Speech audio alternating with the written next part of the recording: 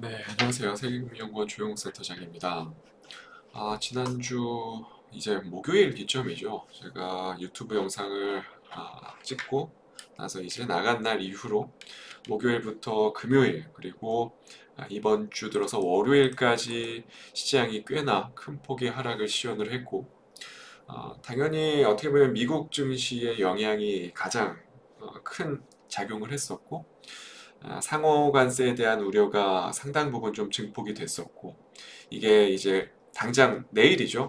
이게 지금 유튜브 촬영을 하는 시점이 수요일인데 수요일에서 목요일로 넘어가는 새벽 5시에 이제 발효가 되죠. 그러다 보니까 일정 부분 그런 데에 따른 우려감들이 대거 한국 증시뿐만 아니라 미국 증시에서도 상당히 좀 민감하게 반응을 하면서 지금 지지력을 좀 잃어버린 그런 양상들이 좀 계속 나왔었고 지난 주말 역시도 어떻게 보면 경제지표 측면에서도 많이 좋지 않은 그러니까 주식시장이 많이 좋지 않은 그런 모습들이 나왔고 또 추가적으로 트럼프의 관세 리스크까지 어떻게 보면 악순환의 고리가 형성이 되면서 미국 경기는 더욱더 위축될 것이고 그로 인해서 어떻게 보면 물가 상승 압력도 가중될 것이다. 그러면 또 얘기가 나오는 게 자연스럽게 스태그플레이션에 대한 공포 심리가 시장에서 유발이 됐었고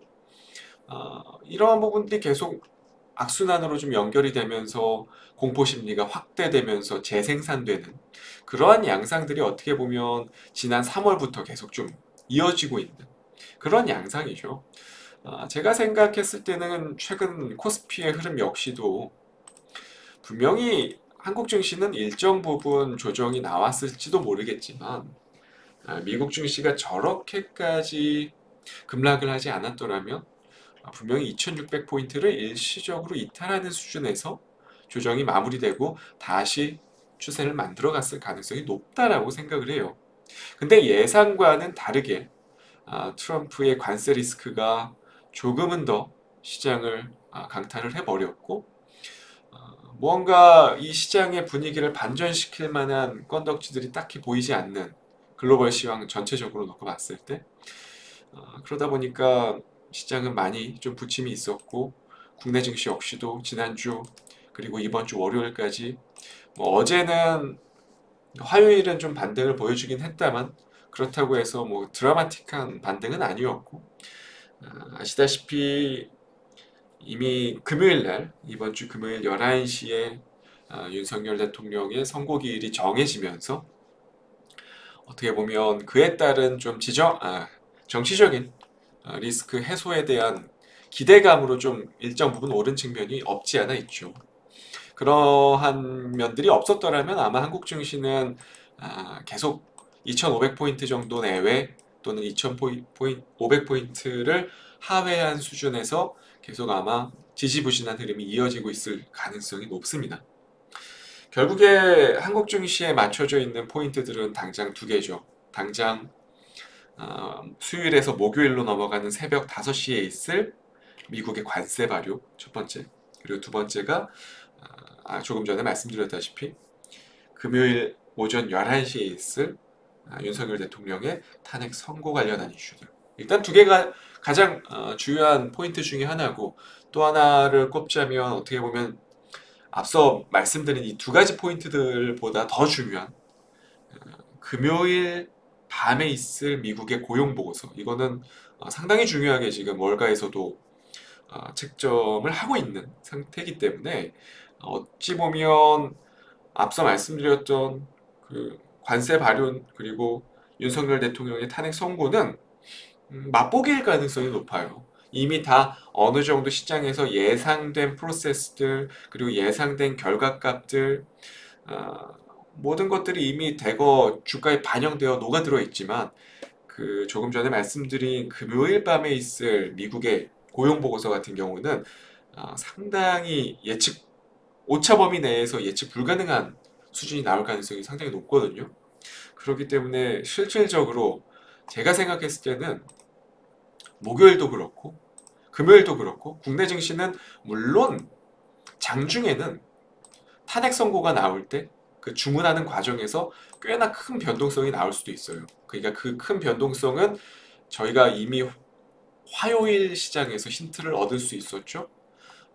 탄핵 일정이 나오고 탄핵 선고 일정이 나오고 일시적인 시장의 변동성들 주식시장뿐만 아니라 외환시장에서도 대략적으로 한 1% 정도 내외의 변동성이 주어졌고 분명히 아마 당일날에도 주문이 이루어지는 그 시간 동안에도 꽤나 큰 폭의 변동성은 있을 거예요. 시장에서 분명히.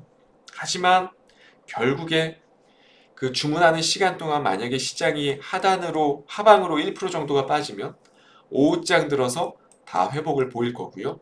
반대로 그 주문을 하는 그 시간 동안에 시장이 많이 오르면요. 오후장 들어서 대거 반납을 할 거예요. 상승분들은. 이거는 뭐 과거 통계들을 놓고 봤을 때 너무나도 명확한 데이터들이 있기 때문에 이러한 시황이 펼쳐질 가능성은 높다라는 거고 그렇기 때문에 실질적으로 내일 있을 미국의 관세 발효 그리고 금요일 있을 윤석열 대통령의 탄핵 선고는 실질적으로 시장에서 큰 영향력을 행사하지는 못할 것이다. 이게 제가 드리고 싶은 얘기고요. 지금부터 국내 증시뿐만 아니라 글로벌 증시를 주요하게 봐야 되는 포인트들은요. 앞서 말씀드린 이 두 가지 포인트는 사실 낚시성이고요. 이제는 4월 2일 상호관세가 이미 다 예정이 되어 있는 상태고 앞으로 트럼프가 또 어떠한 돌발 리스크들을 가지고 올 것인지에 대한 포인트들 그리고 그로 인해서 나올 미국의 주요 경제 지표들 이것들이 사실상 시장에 상당히 민감하게 반응을 할 수밖에 없을 거거든요. 앞으로는. 근데 지금 최근 계속 나오고 있는 소식지들을 놓고 보면 뭔가 그 전쟁에 대한 소위 말하는 러시아와 우크라이나 전쟁에 대한 이 봉합 과정이 순탄치만은 않을 것이다라는 그러한 전망들이 지배적인 상황이 되어가고 있는 과정이고 그리고 또 뉴스 보신 분들은 아시겠지만 중동 전쟁 역시도 어떻게 보면 지금 계속 안 좋은 이야기들이 나오고 있죠. 이미 하마스 간의 일방적인 공세에도 좀 취해지고 있는 상황이고 더해져서 어떻게 보면 헤즈볼라 레바논의 주둔에 있는 친 이란 세력의 헤즈볼라와도 무언가 다시 한번 또 불이 붙을 수 있을 만한 그러한 상황이 또 만들어지고 있는 과정이고 이게 참 쉽지 않습니다. 전쟁이 어떻게 보면 종전이 되어야만 특히 한국 증시 입장에서는 종전에 대한 밑그림이 빨리 그려져야만 유일한 분단국가 특성상 지정학적 리스크를 좀 덜 수 있는 부분들인데 그게 지금 트럼프가 아직까지도 뭔가 컨트롤 타워 역할을 못하고 있다는 것들 이게 한국 증시 입장에서는 조금은 아쉬운 측면이 분명히 없지 않다라는 부분들을 좀 말씀드릴 수 있을 것 같고 그러면 결국에 시장에서 예상했었던 부분들은 트럼프가 취임하고 나서 6개월 이내에 그러니까 2025년 상반기 이내에 전쟁이 종식되는 거였는데 더 지연될 가능성이 높아진다는 거죠. 지금 그러면서 지금 얘기 나오는 게 어떻게 보면 EU뿐만 아니라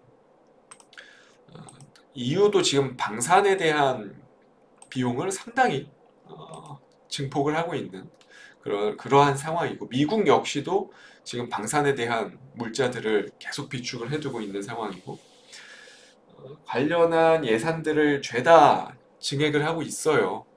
전방위적으로. 그러다 보니까 어떻게 보면 최근에 공매도가 재개됐음에도 불구하고 제가 지난주 유튜브에서 추천드렸었던 하나에어로스페이스 같은 종목들 쉽게 안 꺾이는 이유 역시도 이러한 맥락에 있죠. 어떻게 보면 오늘 공략주 역시도 마찬가지 맥락입니다. 오늘 두 종목을 가지고 왔는데 바로 첫 번째는 현대로템입니다. 자, 현대로템 어떻게 보면 지난주와 또 비슷한 성격이죠.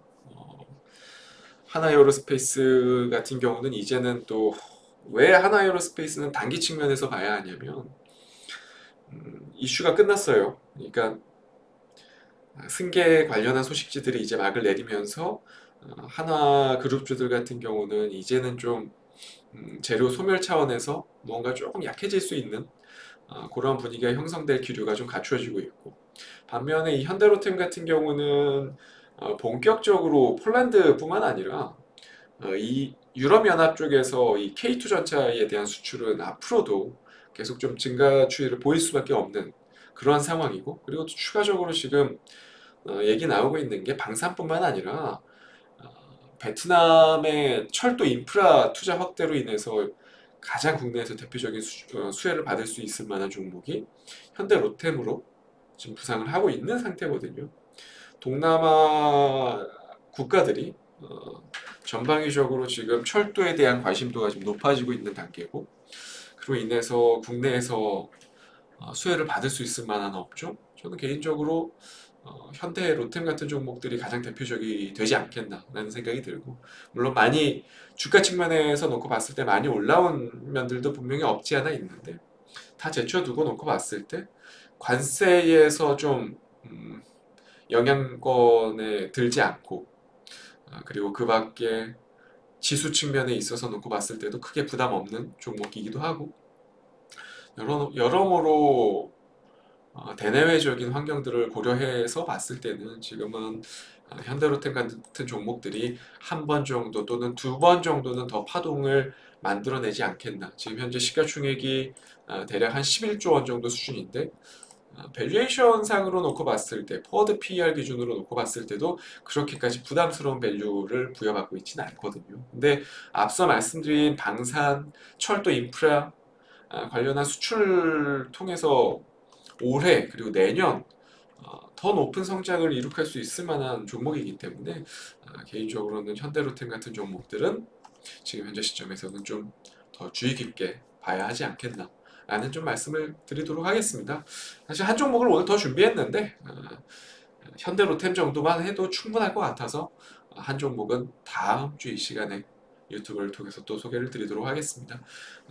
다음 주 또 좋은 종목 가지고 찾아뵙도록 하겠습니다. 방송 시청해주셔서 감사합니다.